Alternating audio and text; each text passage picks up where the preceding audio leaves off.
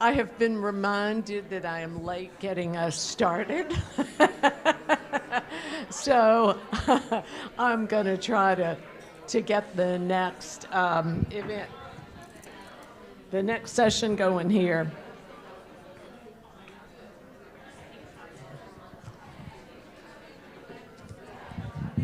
Hello.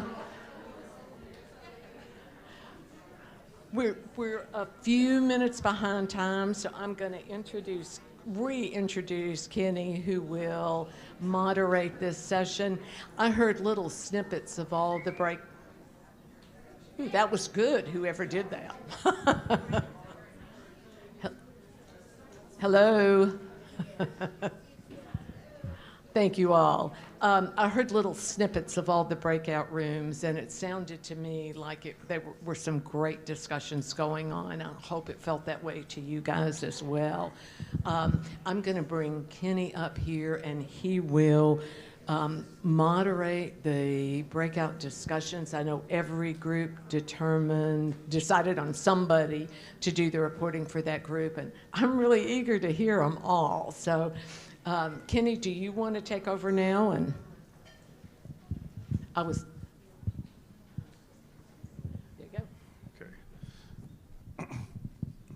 I always tell Diane to use me up when I'm here for an hour. I'll talk. So I think I'm just moderating the panel, right? Yes.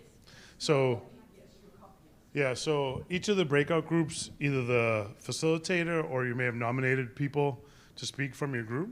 So I don't know if we want to, I think, Diane, can we have them come up? Sure. Yeah, so whoever's going to kind of represent their groups, are you comfortable coming up or do you want to stay where you are? I think it'd be easier if you come up because this is where the microphones are. So, yeah. So if we can have each group, whoever they're representing the group, it could be more than one person, but probably the facilitator. And then, yeah. I know my young friend over here is coming up. By the way, I think we should all just save an applause for this. What is your name?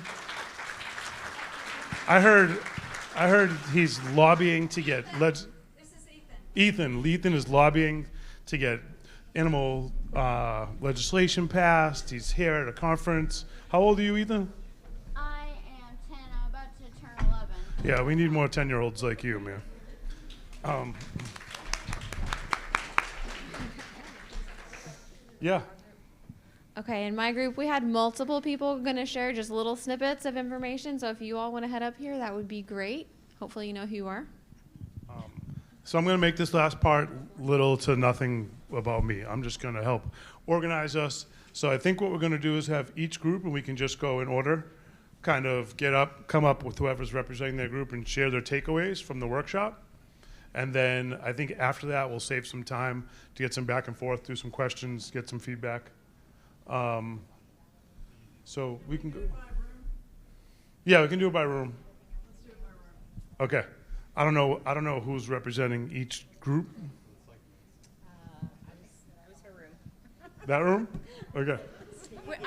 We're the one that has multiple people. Okay. Let's start with this room right here. Okay. And so stand up, 3 individuals. Who was the facilitator who did the workshop? Me. Oh, you were. Oh, okay. So you got to figure it out. So whoever's representing the group that was in this workshop can come up and you. Come on up. And I think you start share some of the takeaways, and then we'll save a minute for some questions. Then we can go to the next group and so on. You can take my mic. People are tired of talking to me. I can't take some. You can take I think microphones are awkward.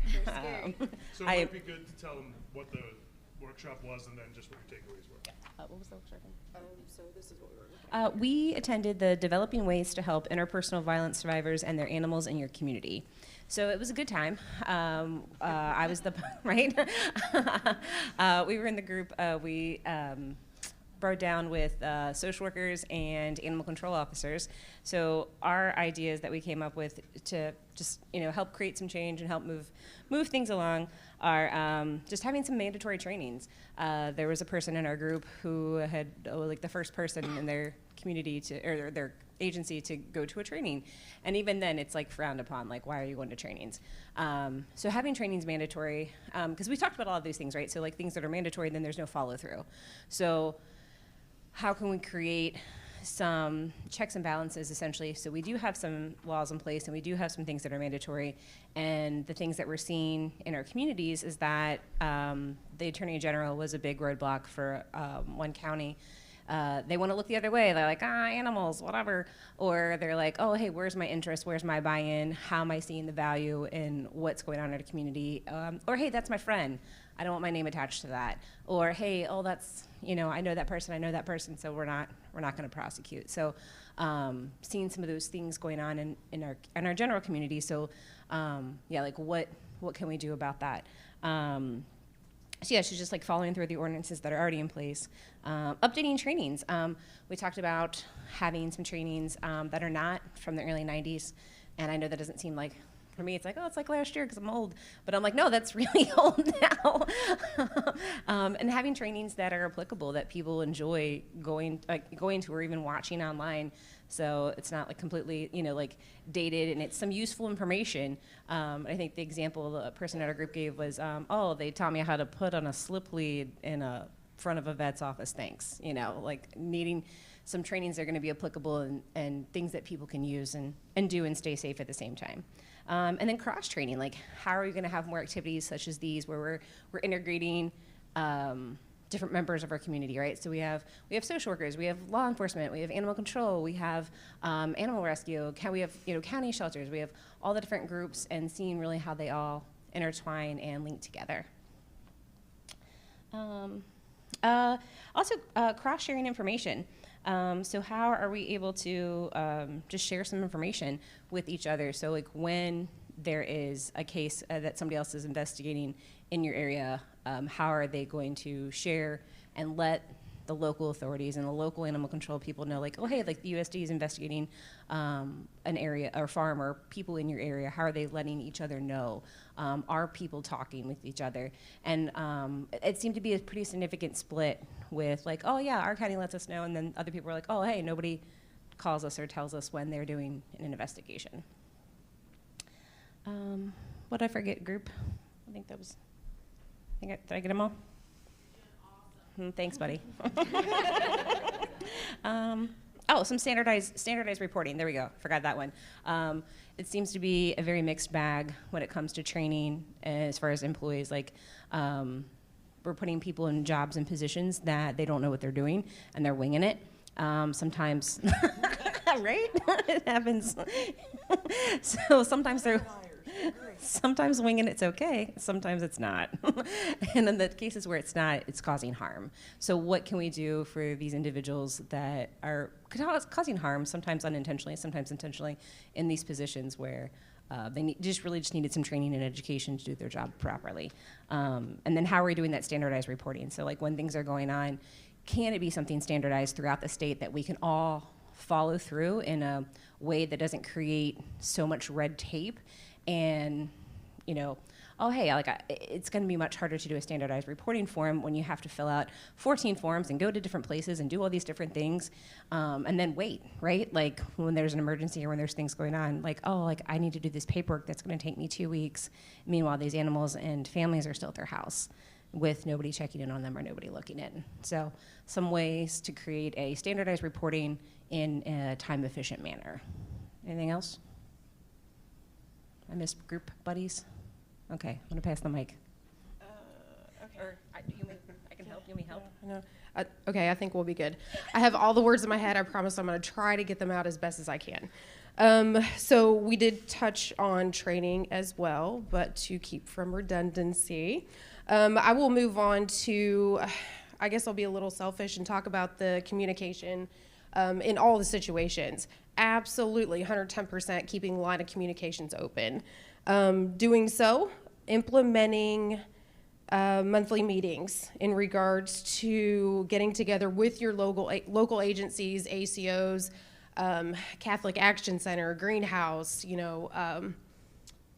child services, everything like that, and just being able to get together, throw out the ideas that everybody has, kind of like whole think tank situation, and definitely leaning more towards, I want to say, and I think others will agree, is the mental health service aspect of all of it plays a really huge part. So making sure we keep those contacts, keep them close, keep them updated, and definitely have resources available. Another point that I think was pretty good as far as the training aspect is individuals such as myself that are taking the calls of service out in the field, knowing what agencies to call and when, and of course, knowing what to look for to be able to report. Just making sure we're up to date on all that. So, short and sweet. We good? Okay. There you go. Okay, it's going to be even shorter and sweeter here because you guys have said everything pretty much. My biggest thing, I know being involved police, fire, and EMS, there's a whole lot of people that could be talking to each other about what's going on and what we're seeing in the field and reporting to animal control. Animal control could be telling us, hey, you know, we pulled this dog from here.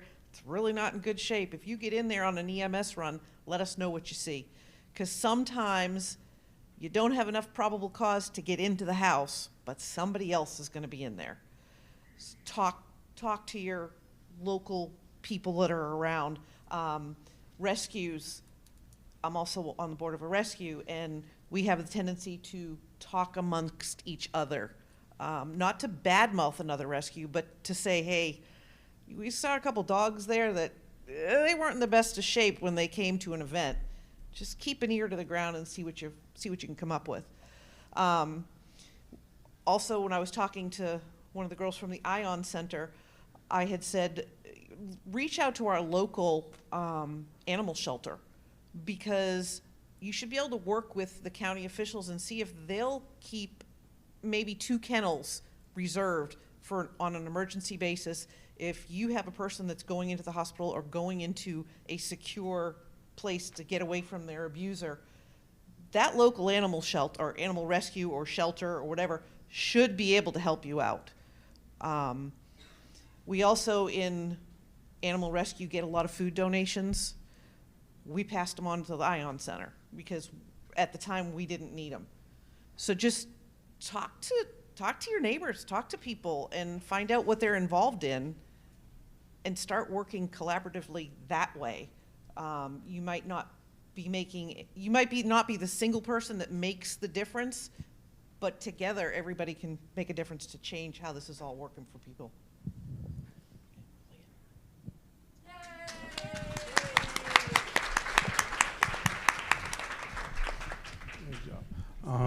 Okay, Jennifer, do you want to do your group? Whoever wants to go next. Yeah, let's have my group's folks come up if you don't mind. Come up. And if they're uncomfortable, you can take the microphone with you. I feel like I'm on The Price is Right. Come on down. A new car.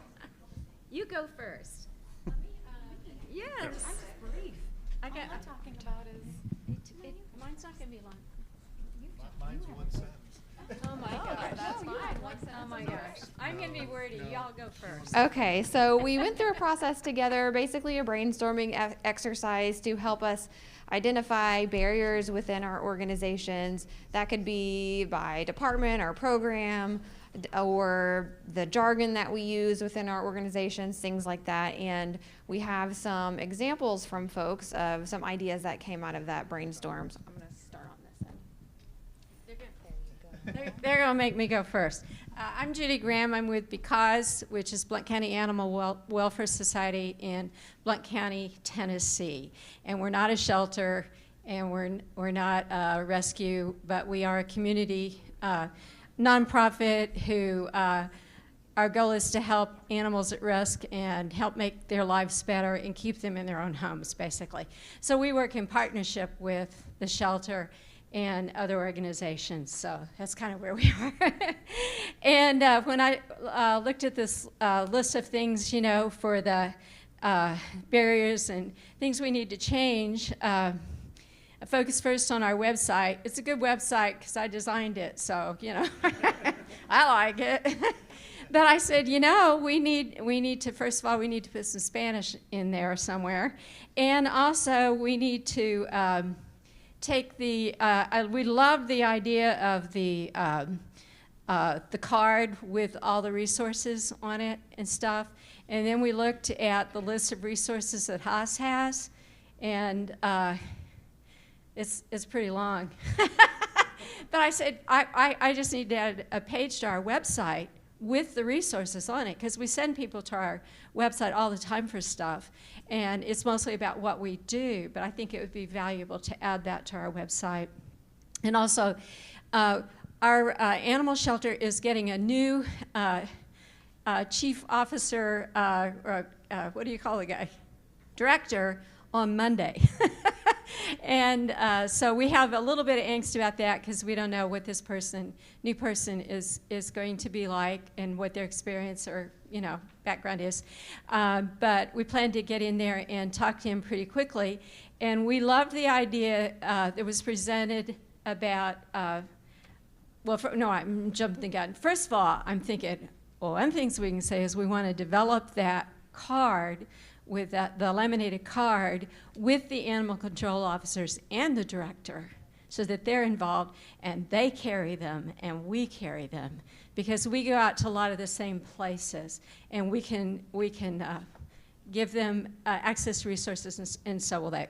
And the other thing is, we are just not going to give those poor guys any choice.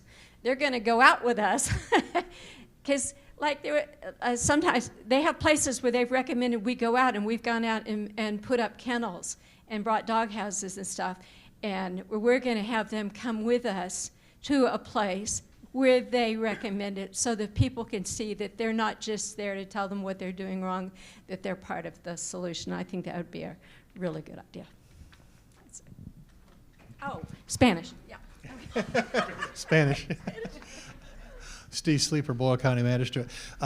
Ditto to everything she said, but we probably have a unique language barrier in our community, in that we are home for the Kentucky School for the Deaf. So I'm thinking we need to have materials, whether it be digital or print, whatever, that would also be able to be interpreted by the deaf people in our community, which is we all have a sizable Hispanic community too, but also the deaf community is kind of sizable in our. And I think I'm continuing this and then making it back to me after. Yes. It's your turn.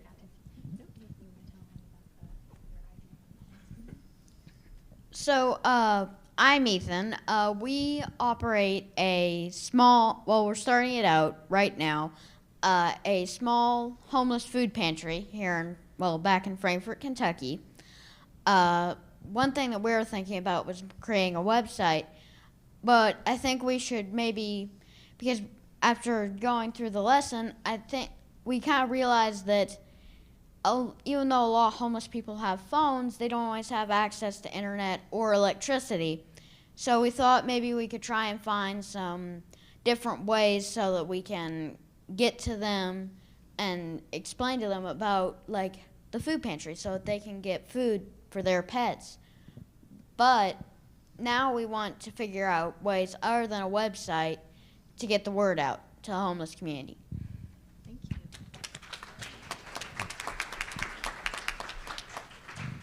Beautiful. Thank you all. So the second exercise that we all did together was starting this ecosystem mapping process by just identifying what resources already exist in the community as our very first step. And I think we've got one contributor on that front. Thank you.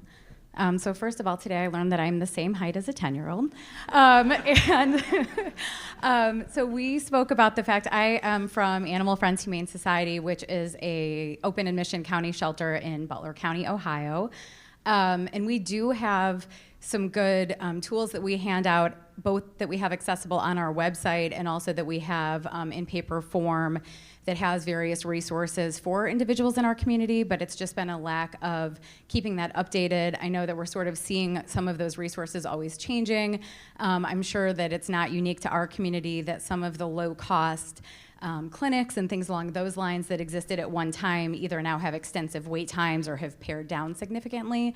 So really just kind of identifying that we need to be doing a better job job of updating those resources on our website and starting to have some of those conversations with members in our community to make sure that we have those updated tools and timelines for folks where we live. All right, thank you so much. I think we're good. And are you the sole representative of the last group? You're a one-woman show? So my name is Monica Brown. I'm from Knoxville, Tennessee. I run a program called Knox Paws and Feed a Pet.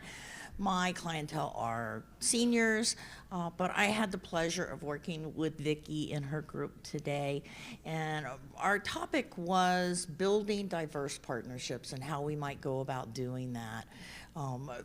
We broke into 3 different groups, and the groups all reported back. Number one issue with building these partnerships is communication, and I think everybody in this room probably has that same number one issue.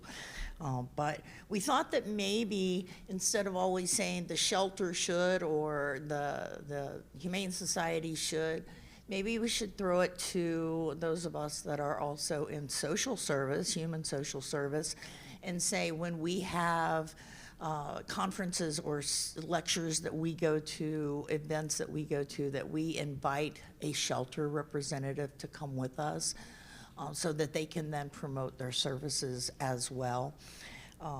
Sometimes the shelters will have pet food pantries. If we could give them the same resources that we have so that we can share those resources. And same things for like our church groups in our areas. And just ask if you can put your resources there. I love Kenny's idea of a card. We have a 196-page book, probably wouldn't be as easy to pass around, but the card with the information, people won't know to call you or to contact you unless you give them the resources. One of the folks in my breakout group said, people only have people, and I think that's real important that we always remember that. We only have each other. One of the big ones here was just a family fun day. If you could get with your local social service agency, if the shelter could pair up with them, we all have to do fundraising no matter what business we're in. And so why not have a family fun day where everyone can be together talking about everything that we do for animals and humans. And then I will add in, if you have a mobile meals or Meals on Wheels in your community, that is a number one place to start. They are happy to deliver pet food to those folks because they know they take their human food and feed it to their animals. So that is all I have to say. Thank you.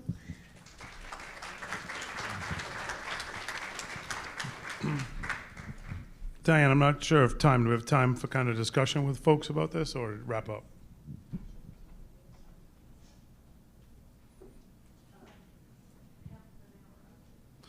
By the way, I don't know whose laptop this is, but there's a video that's been playing this whole time. I don't know if this is the Happy Pets video, but I'm enjoying it. You guys don't get to see it, but I don't know whose this is, but it's great. We have time then? So this could be a good time for open discussion. Like people have questions for the facilitators, the other speakers throughout the day, the groups that just came up. I'm happy to help moderate that. Be like Phil Donahue. For the older people who know who Phil Donahue is.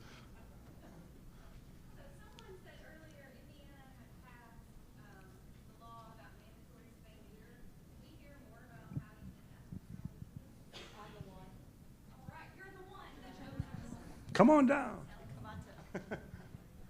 How they did it, it was a unique situation. In Indiana, there's this group called Pet Friendly Services of Indiana, and they're not a shelter. They're a neutral body, if you want to put it that way, but their job is to raise money.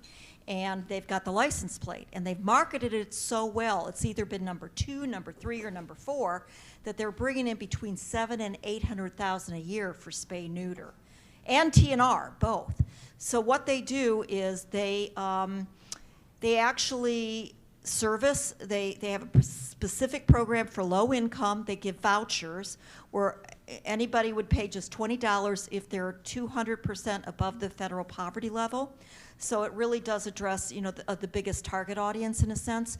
But then what the director does is she strategically looks at what low-cost spay-neuter clinics are around the state and what transport there is. And so in 2021, when I worked in Indiana then too, we looked at it and said, look, if we map this out and show the legislature, we could say that if we do a mandated bill in 5 years and phase it in, you have 85% of the state covered now financially. You'll definitely have the other 15% covered in 5 years. And so it wouldn't be an issue of government money other than the license plates. And the legislature went for it, and it's working pretty well.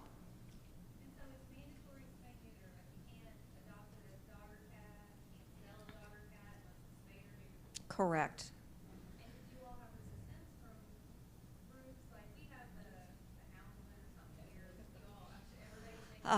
Yeah. You don't exactly have a houndsman's group in Indiana. It's slightly different. There is, you know, a Indiana Wildlife Federation and things like that, but nothing like a houndsman that we ran into. But we did a lot of work on the ground to actually make sure, you know, any opposition we thought that was there was going to be, you know, included, things taken in consideration, but no. If anything, really, it was municipalities that were worried somehow they would have to pay something, or the state, but you know, the director had done such a good job as far as raising money that kind of solidified it, and she was neutral and really had covered the state. Oh, and the one thing we did point out too that actually was a good selling point, again, it goes to the issue of trying to get something, a message across the legislature that isn't just about pets.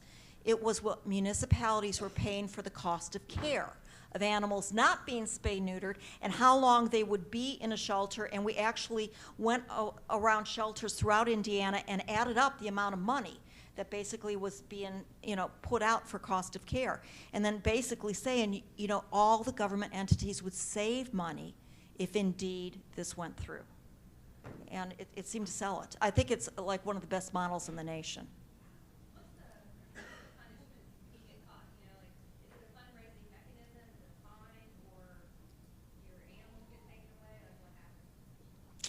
I could get back to you, but since that was, I mean, I think it was 2017 we got it passed and it phased in and went into effect in 2021. So I just don't remember. I'm sorry. But I will tell you this, unfortunately, you know, what did you say about terrestrial battles sometimes within the community? One of the bigger humane societies wanted to go ahead and put in a challenge request to Roads and Transportation Committee to get their own bill, and somehow claiming, I think they have like 82 counties in Indiana, and that they somehow this one humane society in a municipality service 72 counties, which we couldn't figure that out. But at any rate, they went ahead and put in, and they were going to try to compete. And that really would have, you know, it would have been like who's got the better looking plate, who's got the cuter animals on the plate, and could have misdirected a lot of money from state and, you know, rural areas that really need it versus the municipality. And I just got a message from her that for whatever reason the Humane Society pulled their application. So it's clear. So that's good news. Thanks for asking about that. I'm sorry, what?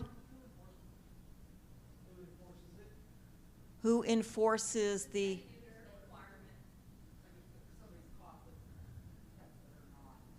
I can find that out too. I don't know if anyone has. In fact, I was waiting for you guys to ask me today what happened if, you know, has anybody in Ohio got caught, you know, under the mandated cross-reporting? And I don't know, because actually, to be honest, there were fines in that bill too for non-reporting. I hated to mention that because that kind of makes people go, ew. But at any rate, I don't know. All I hear is the good stories. Maybe nobody wants to tell me the bad ones. I don't know. Thanks. Thanks.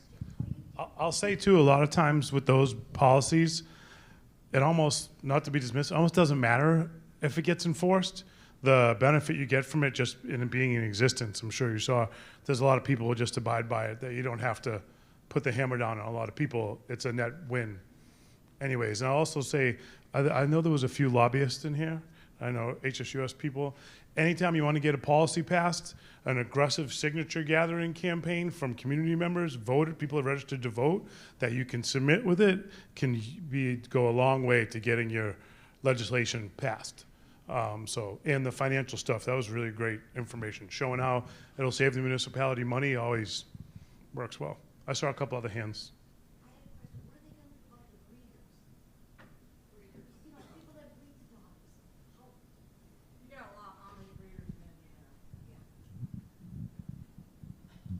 You're talking about puppy mills?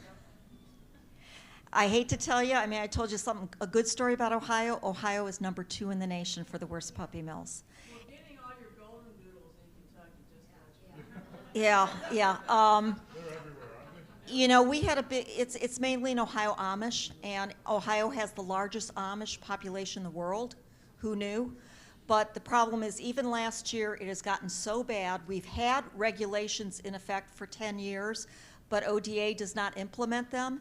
And a new law that passed said no euthanasia or surgery required can be done by anybody but a veterinarian. ODA twisted that word required, saying it meant medically required. So anything that's cosmetic surgeries like tail docking, dew claw removal, and ear cropping gets to be done by the breeders. And they added in the fact that there will be no veterinarian checks of any animal under 6 months who would tend to have that. So it doesn't even go on record if they end up dead on a trash pile. It turned out initially when we fought this, the legislature said, yes, that is a conflict of the law. And then in December, what we found out is the breeders gave a lot of money to the lobbying group to get out to the legislatures, and ODA added another little term that they said, well, this made it legal. We put in a how-to manual, as though it's a washing machine. So we're now in Ohio going through another campaign. We're going after the governor on this one. But, you know, what do you do? What do you do when the legislature and the state agencies are all, it makes it difficult. Not easy.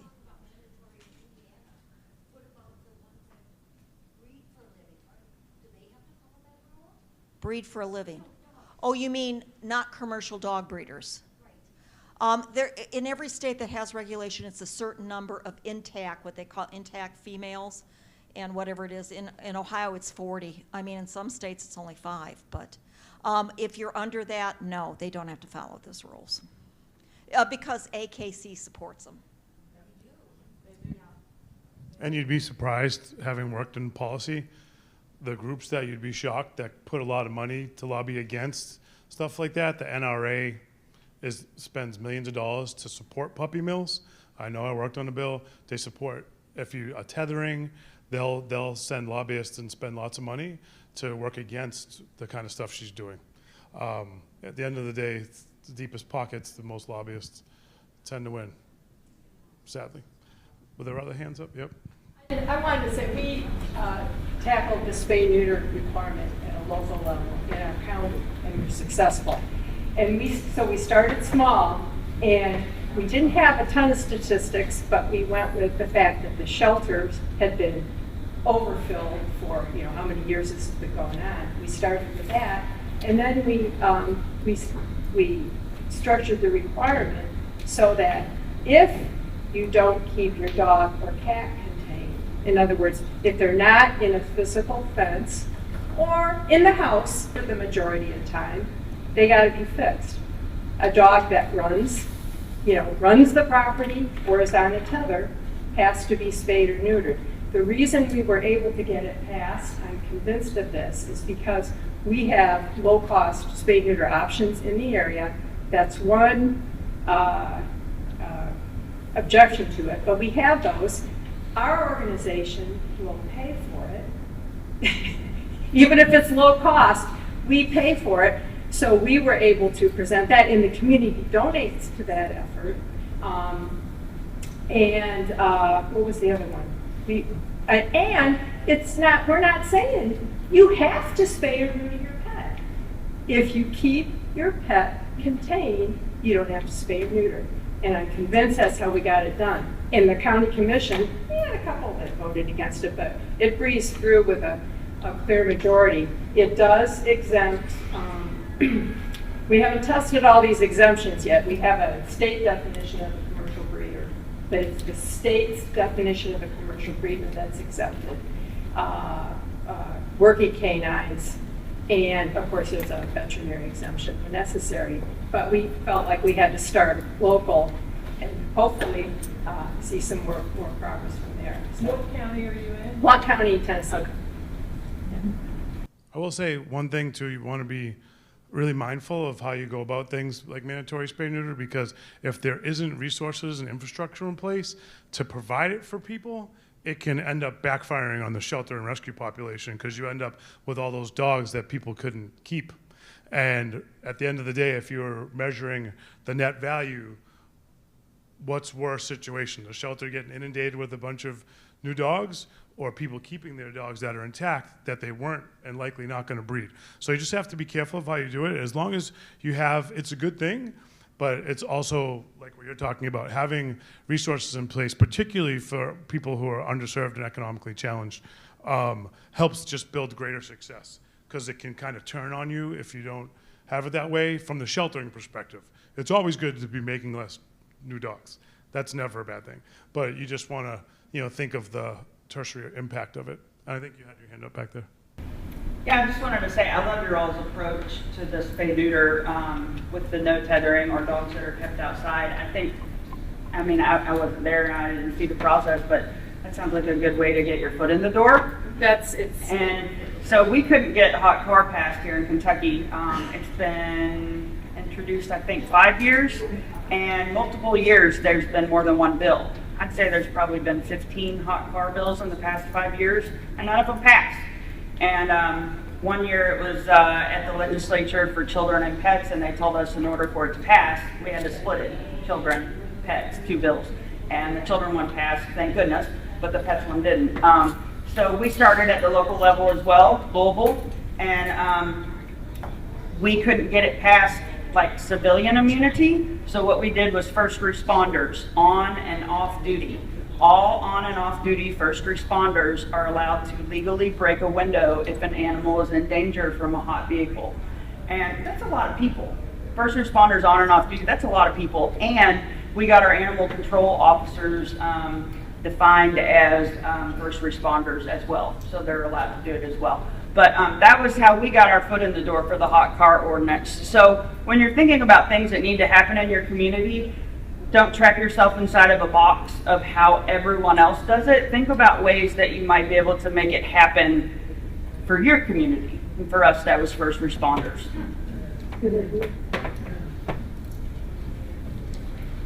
Well, are there other folks? Go ahead. Do you want to, can you? Oh, I was all that. I had a feeling. I've worked 27 derby events, okay, so yeah, all right. I just wanted to go over the one thing I've heard from everybody, on every single group, is collaboration, correct? Communication, cross-training, so we're all on the same page, and resource sharing. So those 4 things, I think that we can all take away from this. Now, granted, what happens in Philadelphia, Boston, New York City, Louisville, is not going to work in more rural areas. There's no two ways about it. But those 4 things will work anywhere. So if you don't get anything else out of this, remember those 4 things. Okay? That's it. You sure? I saw someone else. One more thing, Joy. Okay. Now that we've got all these people in the room in different professions, maybe with cross-training that, maybe there can start to be discussion about all of us working together on legislation for cross-training. Huh? Works for me. Okay. Okay, everybody on board?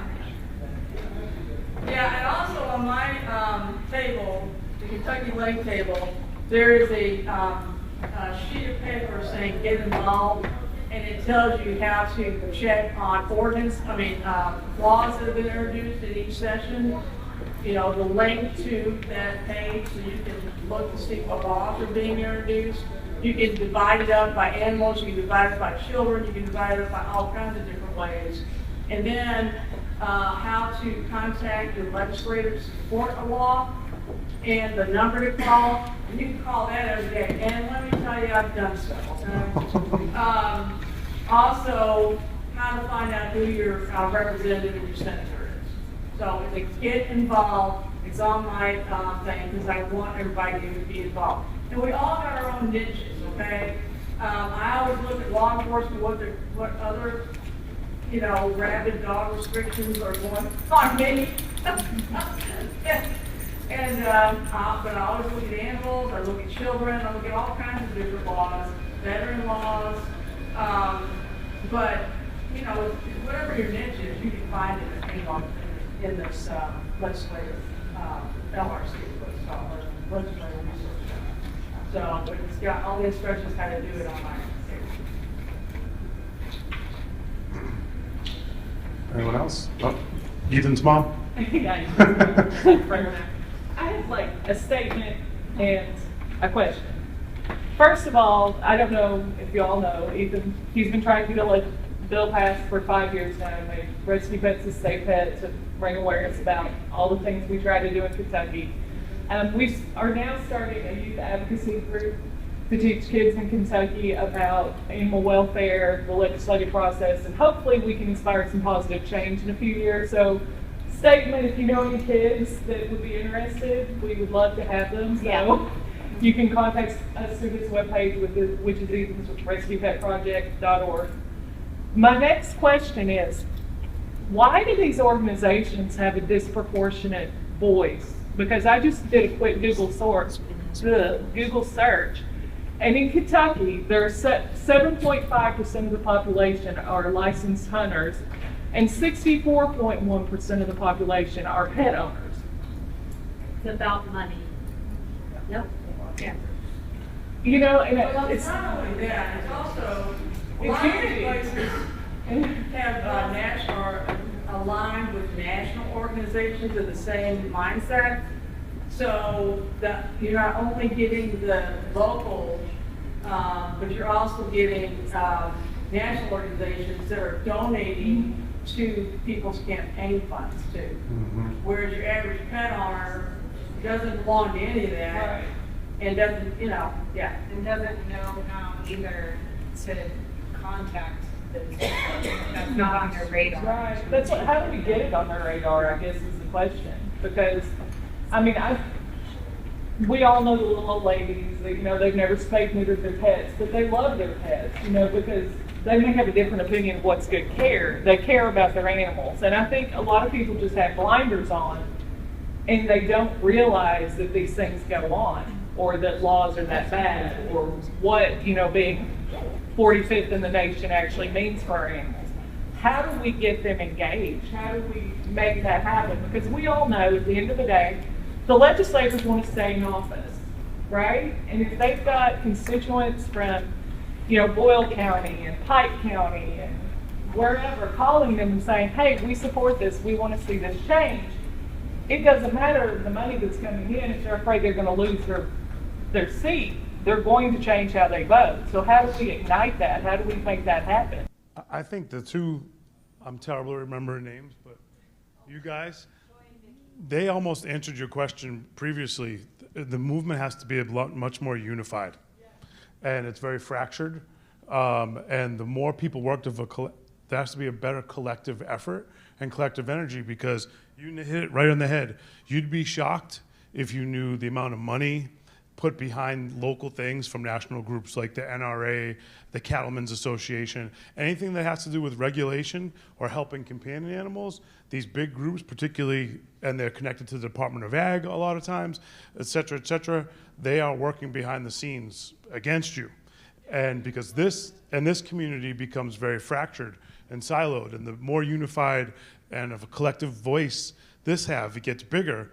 And I think that's something you both were just talking about, and it's really important, especially in a place like Kentucky where, you have a lot, the agriculture and farming and kind of different on the other side of the equation for animals is big business here. And politicians align where the money is. I learned with his symbolic bill that there's kind of an unofficial policy in Frankfurt that they will pass one animal bill per year. And my question is, why are we letting them get away with that? They work for us. And how do we make that change? How do we get people fired up, I guess is what I'm saying. We're new to this. I wish I had an answer for that one. How do we? Come to Kentucky Animal Action Day in the spring. We have their annual event at the Capitol every year in the spring in the legislature, and we need everybody to join us because you'll be able to meet with your legislators, and they can only represent you if they know animals are important to you. If you don't have a conversation and a healthy relationship with your legislator, they can't represent you properly because they don't know you. They need to know that animals are important to you. So have a good relationship with your legislators. That's the most important thing you can do for animals, in my opinion. And also another thing, and then I think you guys have a lot, is animal welfare, typically we come really passionate with a lot of anecdotal, and signs. I love my dog. You need to come with data, come with facts. Anytime you can emphasize the budget and the spending, like you talked about, we have to come, like the passion is great. I'm a passionate guy, right? But if we don't come with data and facts and really good information like you said your slides were boring, right? That's incredibly important information when you're trying to get legislation passed, when you're trying to deal with politicians and decision makers. So you have to be armed with as much concrete information along with the passion. Historically, animal welfare, sometimes we just come with signs, like I remember back in the day advocating for pit bulls and being like, my pit bull is sweet, right? And they were like, who cares? But I'm like, well, when you tell the county how much money they're spending on the dogs, you get a different reaction. So I think being well armed with concrete information is really important too. And get the media on your side. Get those people activated, letters to the editor in their local newspapers, get state newspapers on. Well, and see, that's like his bill. He's been on MSNBC. He's been all the local media. They don't care. And like as far as money goes, it's a symbolic bill that, costs nothing, and they won't even pass that. And, talking about unity, everybody knows the House, and we all know what we're talking about. They came out in opposition to it. They actually introduced a competing bill.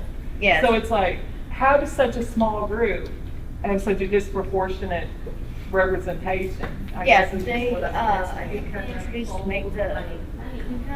They have a lobbyist too. Yeah. And that is also another thing. Also, no, when you talk about data, I absolutely agree with you. I'm that kind of nerd. And but also, you need to know what your legislator's doing. As you say, they work for you. Yeah. So when you go, like it's on my table, how to go to the Legislative Research Center, and you can monitor exactly what they're voting for, how they're voting, etc. I mean, they work for you. You deserve to know. Right, and it's like, I don't want us to sound like, oh, we only want his bill passed, but I guess what I'm saying is, and he started this when he was 6. Yep.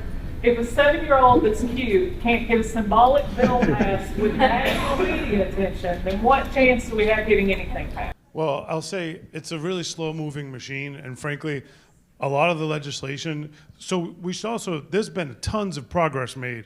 It wasn't that long ago where animal cruelty was a misdemeanor. It's been made a felony, where BSL pit bull bans are falling to the wayside, like community cat work. There's so many important things where progress has been made, but a lot of that stuff started years and years and years in the making before they got the legislative victory. A lot of times, from cruelty specifically, I remember being in the room with FBI agents in DC trying to work with them on how to get these things made cruelty. And I won't go down that road, but with Michael Vick, who, when he came out of prison, I was his liaison. I worked with him to create programs. And it took years. I don't know how long it took you, but. Yeah. Yeah. So he's only been alive 10 years, right? So sometimes the sad reality of it is the work is long. It's a long haul. And you just got to keep grinding at it and not get discouraged. I wish there was a quicker solution. I don't know if other people have. I'm yet to see from the policy legislative angle anything happen quickly. Especially government, really? Come on. And that's also, I ask you all, get kids involved, because if we can't change it, they can. Yeah, we're going to be the ones up here in office. making these. You're building up an idea soon. Yeah. I think they are showing how ridiculous they are by not even passing that. Yeah. So have you been on MSNBC since they denied it? Yes. I Yeah. was on in December. So, yeah. Gotcha. Yeah. I think, maybe more media coverage around how they can't even do this. Right. It's hard. It's hard. The truth is, it's hard. I remember, a few years ago, the bill passed where in disasters, they couldn't refuse people's pets. And that work started after Hurricane Katrina in New Orleans. It didn't get passed until Hurricane Sandy in New Jersey, which was like 9 years later. So that took a long time. And this was after a huge national, global story. Hurricane Katrina was this massive thing that happened. I think it was 9 years later. I'm not sure the exact date. It was a lot of bad press. So did you do bad press against the legislature when they didn't pass it? We tried to keep everything positive. No, exactly. You need an attack dog like her. Do you want to handle our PR? It's really hard. Anything related to politics and policy is a lot of intertangled dynamics, and it's just hard, and you have to go into it knowing it's going to take a long time, and you might only get half of the bill you want in there, but you get something, And I would say, because you sound a little discouraged by it. Okay, good. Good. Because there's been Protests down Capitol Avenue in Frankfurt. I'm saying, what do we need to do? Because we're all engaged. How do we get this other, 64% there? You keep going and keep going, because a lot of that's one of the spaces in animal welfare where some of the best things have happened and progress has been made. I would say consider everything that we talked about today with all the outreach. That's how you get that other 64%. Yeah. Because you build relationships and you bring those people onto your side. Because right now they don't know. Right. Exactly. So we have to build relationships and then bring them on board with us. And I can tell you, I know it's, they're trying to wear us down. Exactly. That is a strategy in a lot of municipalities to wear us down. And we can't give up. And I can speak from what I've seen. They're afraid of what you guys are bringing and the fact that they fired a bill back at you guys in opposition. Yeah. Yes, defensive. You're noticed. You're noticed. It's like, oh yeah, we don't know who led this charge. So you guys gotta not give up and keep going. I'll also say one kind of piece of data that I think is really kind of shocking, frankly. You said I think 64% of people had pets. I don't know the exact number, but roughly nationally, less than 30% of the pets in homes. The pet population keeps growing. Pet ownership keeps going up. Less than 30% of the pets in homes came through adoption and rescue in the country. That means, give or take, 70% of the pets that people own, they didn't adopt and didn't rescue. So that tells you where they're getting them. So not all of those 64,000 people are in lockstep and kind of thinking the same way as us. It's going up, but the adoption and rescue isn't the primary way people of pet acquisition. It's sad that that's true, but it is true. It's always been that way, and that's going up. But I'm pretty sure it's still below 30%, which is that's not good. When you think of the pet ownership constantly goes up, they have to get them from somewhere, So just to think about, even the people who have cats and dogs aren't all on board with what y'all are doing. Yeah. So we still got a lot of work to do with the people who already love cats and dogs, never mind the people who want to hunt and do all the other things that aren't on our side. So we still have a lot of work to do within our own kind of community of pet lovers. Well, I think a lot of it is also because a lot of people feel they don't feel like we want to help animals. I think they feel like we're kind of, they think we're extremists. Yeah, and the way we overcame that was becoming an organization that went out and helps people And you're talking about doing that. If you can set up this program to get the food to the homeless people and that's successful, you gain respect from your community and support from your community, and they start to take you more seriously. So you keep doing that. It took us 4 years to get our ordinance passed. And, you know. Yeah, Bud, you're only 10, man. Like, the stuff I'm talking about now, I've been talking about for 20 years. The first 2 years, no one wanted me to speak at their conference. And now I've spoken all around the country. I just kept saying it anyway. So you just got to keep, if you really believe in this thing and it's important to you and it's a passion and something you think is important, just keep trucking, man. And like, the world constantly changing, you know. So you keep at it, and you know you'll get some victories. You will. Trust me. If you told me 25 years ago anyone would ever give me a microphone to talk to a large group of people, I would have thought you were nuts. You know what I mean? But you just keep going, you know. So don't get frustrated. It's a hard battle. Talk to the people in this room. You see a lot of gray hair out there, right? We've been trying, man. We're tired. We have supported your bill every year. I just want you to know. I just want to add this, like, because we have started this, we've been going for a month or a couple months now. Yeah. And if it inspires any of you all, these kids are on it. They're going to pick it up and they're going to run with it. Because like when I was 10, this wouldn't have been on my radar. But these kids, you know, we've got a girl in Arizona that she's like, well, I'm going to work in this. And, you know, we've got kids in Buffalo, New York, Costa Rica, Spain, London, South Carolina. They're engaged, they're passionate, and they will fix it. I really believe that if we could just hold the line until they get there, you know. So I think I'm going to, Diane, do you want to, unless there's more questions, I was going to wrap up and hand it over to you to wrap up.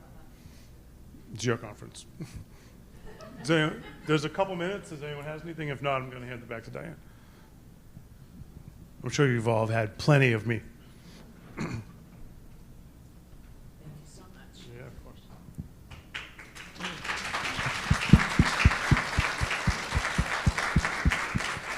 And actually, I'd love to thank everybody all our presenters, all our reporters from the breakout groups, all of you guys who devoted your day to the cause by being here. Congratulations to all of us.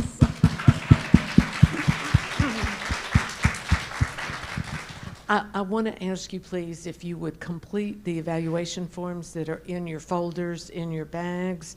And if you are applying for social work CEUs or for elected officials incentive education credits, I don't have that exact title, you should have gotten an extra form, a green one or a blue one, and so we need to get, I guess you turn the elected officials one in yourself and and you turn in the blue social work one with your regular evaluation. Sorry, having trouble keeping it straight. It really is so personally gratifying to me to be with you guys again. I know I said that at the beginning of the day. I feel it even more at the end of the day. I am so delighted to have spent this day with you and so appreciate your dedication and being here all day. As far as I know, that is it. Thank you all for everything. Safe travels home. We look forward to seeing you at future conferences. We look forward to being involved in the more collaborative work that I hope we will all do as a result of the discussions and contacts and relationships and networking we've done today. So safe travels, everybody. Thank you.